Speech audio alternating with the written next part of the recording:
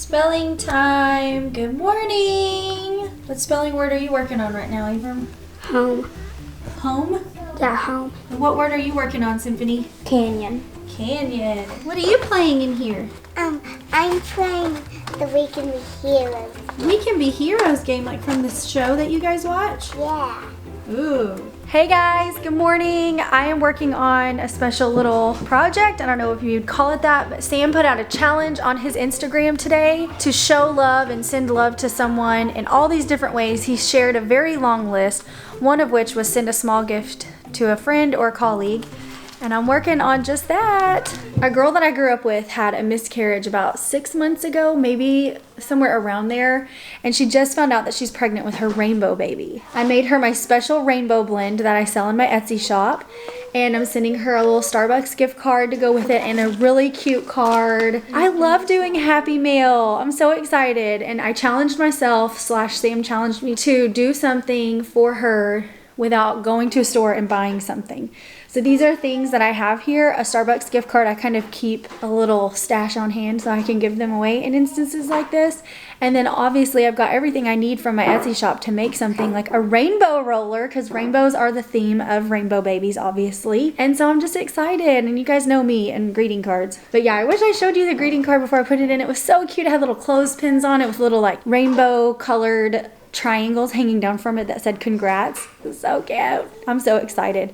And now, while the kids copy their spelling words and do some independent work, I can go do something else, okay?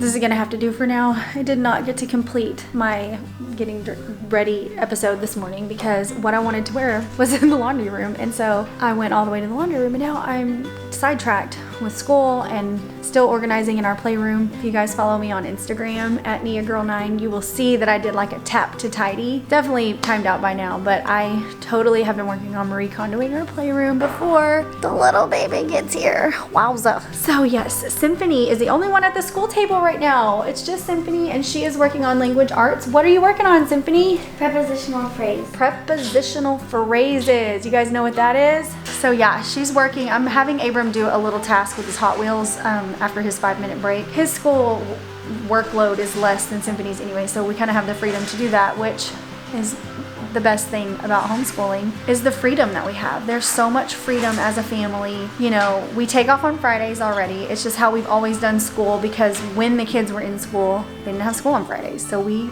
adopted that too. But now, you know, if we have something to do throughout the week, I need to go to the doctor or something, we can switch it and we'll do school on Fridays and take off on the other day. It's so amazing having that freedom. I've been loving it so much. I'm so thankful that we decided to homeschool. I cannot believe for so many years I was like, I can't do it, I can't do it, I can't do it. And here we are just doing it. And I feel like it's going well.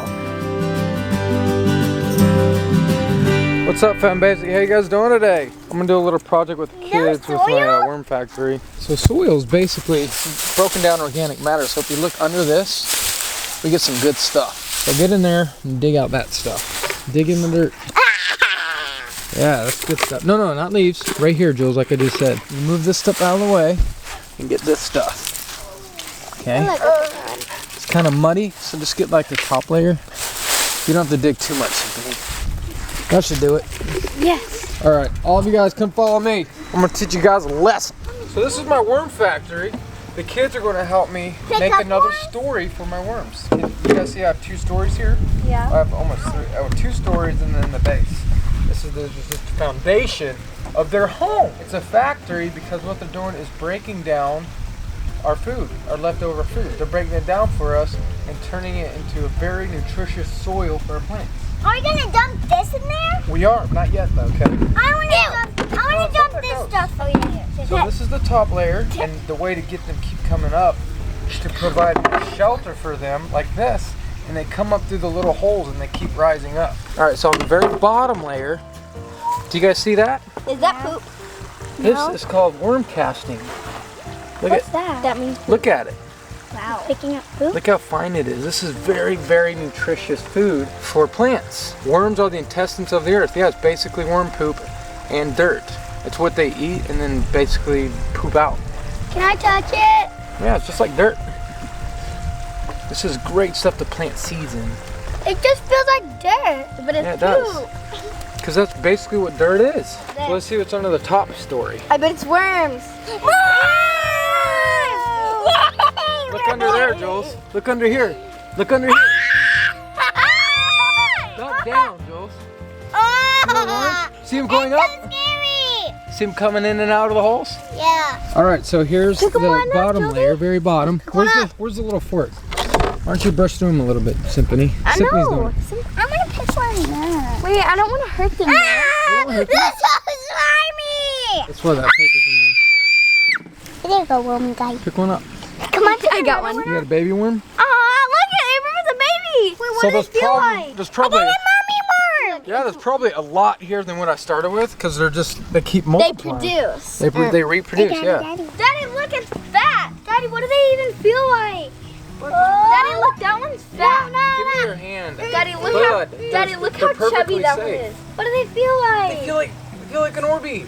Like a No, little they Orby. feel like a slime. Daddy, look how chubby this one is. Whoa, that's a fatty. Alright, put the worm down. I want to tell you guys He's something trying to cool. go in. Worms know if they go too far down in the ground, they'll drown when there's a lot of rain. So when there's a whole lot of rain, the water goes deep in the ground. And worms know if they go too deep down, they'll drown. So what likes to eat worms? What kind of animal likes to eat worms? Dog. No. Wolf. Come on. Wolf. Elephant. Bird. Birds. Chickens. Birds love worms. And here's what birds do, guys, to get the worms to come up. So worms, they're very sensitive to vibrations. So basically when you do this, they can feel that. When it starts raining, the worms come up to the surface to make sure they have enough air in the soil and they don't drown out. Because they could feel the rain hitting the ground. And listen, birds, they come down on the ground when it's not raining and they flap their wings hard and it tricks the worms into thinking it's raining. And so what do the worms do? They come up. They come up. So they can feel the flapping of the bird's wings on top of the earth. And so the worms come up like you said, and then what happens? They eat them. The birds put their beaks in the ground and they grab them out. Isn't that awesome? Yeah. That one. So guys, how do we get the soil away from the worms, like this factory? How do we get just the soil without the worms? Do we have to pick all the worms out to use the soil to plant with? You could get some soil in your hands and be like, okay, there's a worm right there. I gotta take that one out. And then grab the soil? Or the worm castings? No, like you can grab some soil Yeah. in one hand and be like, oh, there's a worm. Gotta take that out. Pull it out and use just the soil that's left? Yeah. Yeah, you could do it that way, or we could do it this way. So there's holes in these, and if you put food higher up, the worms are going to come up For the food. And then it's going to leave this one with just the soil. It separates the worms from the soil. So first we're going to add the third story. It's time to add the third story since a lot of that stuff is already composted. We want the worms to come up here. So let's first make a bed for them to hide in at the top, which is paper. Spread it out real good. We don't Make want it too like thick. a level, like a layer. That's good, bud. That's good. No Like more. a layer. That's good, guys. We want a layer, like it's snowing. Exactly. It doesn't just have a pile of snow. It has a bunch of snow. And Next, also, let's put some soil on top, the soil we just got. Put that on top of the paper. Your guys' soil on top of the paper. Just put those rocks dump in the here. rocks in here, Josie. The rocks help retain moisture in the soil, and they also release nutrients. Okay. More nutrients. Mix that up. Here, Cindy, put some rock And then dust can I in there. Put it in there and spread it out. Both of you guys spread it out. So what do we have here, guys? This is our soil from behind the playhouse over there. Yeah, so Me what and did Jill just I call collected this part of the story? This stuff feels so bedded. The bed. Yeah, good job. That's the bed. So next up is what, guys? That's Compost. Our leftover scraps, right? juice For it the up. worms to eat. But worms love coffee grounds, and we got a lot of extra coffee grounds. They love coffee. Well, worms need to stay awake so they can be busy and eat our food. Exactly. So they need their coffee in the morning. Ew, what are those? What's what? Those are just onions. Spread out those coffee grounds. All right, there we go.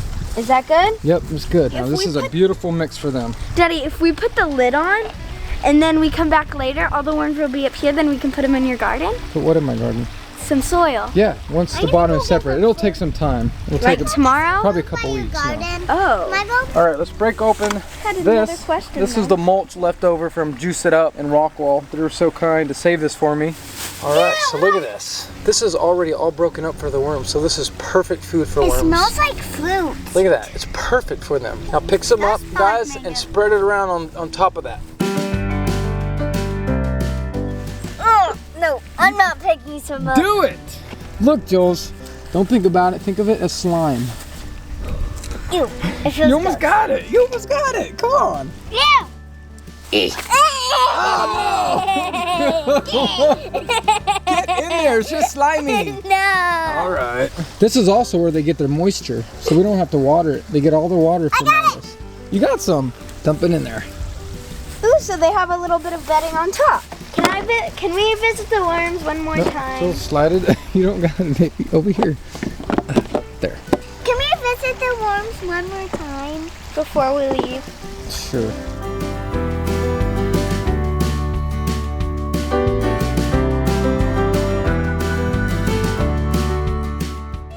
Alright, Sissy, I'm gonna find some worms. Oh, I found some. Oh, he's probably very scared right now. It's okay. Look how much. It's okay. Daddy, look how much there is.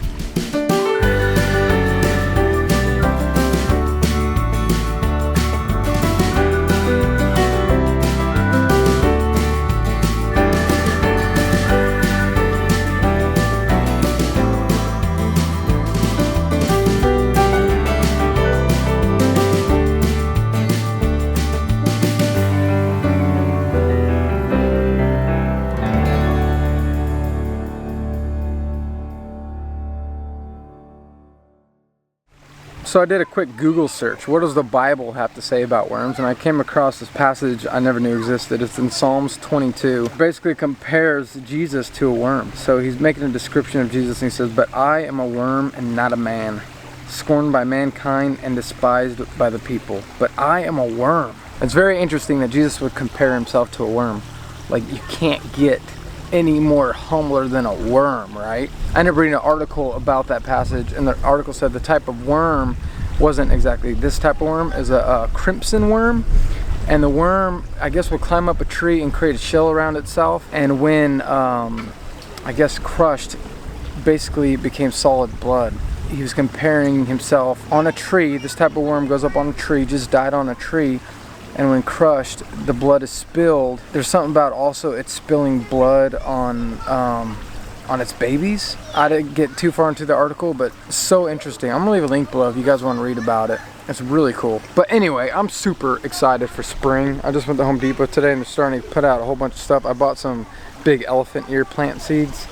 I plan to put back here. I guess it's getting close to start getting your seeds in some soil. So like, I just feel kind of overwhelmed about it and like amped about it, but also stressed because I want to make sure I grab the time before it gets too hot and really take advantage of all the opportunity that the spring is going to have in store for us.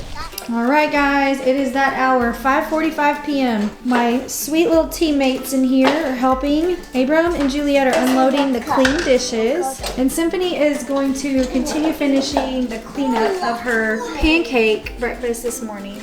I am getting ready to open up my soup. I made chicken noodle soup in the crock pot. Put the noodles in way too early, so everybody just deal with it, okay? So, oh my gosh, look at that bubble. Look at that. Boiling. Whoa, that looks so delicious. Oh my goodness. I just have to shred the chicken up. You know what? So good, Daddy. honey. Wow. Hey, Daddy, want to see a magic trick? Yes. You know, this tooth was the tooth that isn't loose at all, and I already lost the one that was super loose. Right. Watch this. Now this is the one that's super loose. Not super loose, but oh, it is super loose. Did Symphony shoot you again with the Nerf gun? No, that was Guys, don't do this without grown-ups. It's so good. Without grown-ups? Kitty. Daddy, look, I made a heart. Yeah, heart. Here you go. What? How was it? It's good. I like it. Babe, thanks so much for dinner. Oh, you're welcome. Why she works so hard, even when she's pregnant? I don't work that hard. You're so sweet. Oreo's a puppy dog. She's a little puppy dog. Where's Oreo going? Hi, Daddy. Daddy, is She-Hulk a thing? Huh? Is She-Hulk a thing? She-Hulk? Yeah. I told you it was a thing. Yeah, there really is a She-Hulk. I gotta show you guys this book I found at Half Price Books. I don't know if you guys recall, but I found a very cool big book at Half Price Books and I put it in the cabin. It's like a reference book. You go to the day of the week and it gives you a scripture. It's like an antique book. I don't know how to describe it. But anyway, I looked at that exact same spot because I love that book so much. I was like, I wonder what they put there to replace that book with. And this was sitting in the exact same spot. And this book is amazing. It's called Character Sketches from the Pages of Scripture Illustrated in the World of Nature. It's in this cool little case, basically in mint condition. Beautiful book. It's been blowing my mind just that I found this. I'm just so excited. The home must be a learning center. Okay, it talks here a little bit about the importance of teaching your kids at home. The home must be a learning center. God's educational objectives were designed to be carried out in the home long before anyone ever thought about a school. The school can be an effective extension of the home, but the difficulty has come to parents often do not have the alertness or the ability to turn everyday situations into teaching experiences, and talks about the importance of us being our children's teachers. And if you think about it, the biggest things we remember and retain are the things that happen in everyday life. And so school is just an extension of that. And as Christians, and if you're a Christian family out there with kids, you gotta pull them out of the public school system. That's my advice to you, so they don't get indoctrinated with all this nonsense, especially if that's their only source of education. Here's the thing, you're having to match 7 hours of education in school. You're having to counter that at home, and it's just not possible. You can't counter 7 hours of education and say, I'm teaching them Bible things at home. I just don't know how that's possible. It wouldn't be possible for us. But anyway, with that being said, I'm so thankful, Nia, for homeschooling our kids. So how to use this book. The primary purpose of this book is to place in the hands of fathers basic concepts of scripture and interesting facts of nature which those in his family have not yet heard. For this purpose, it is suggested that this book remain in the father's possession and under his supervision until all the concepts are discussed with all the family. I just think that's so cool that they stress the father's teaching. What a cool find, right? Character sketches. So excited. Still trying to figure out how exactly it all works. We'll see you tomorrow, guys, for the first time trying this out. Don't forget, he loves you. And remember to love each other. She's over here chomping on ice now. Cutie. Chomping ice. I love you too. No, don't. Oh.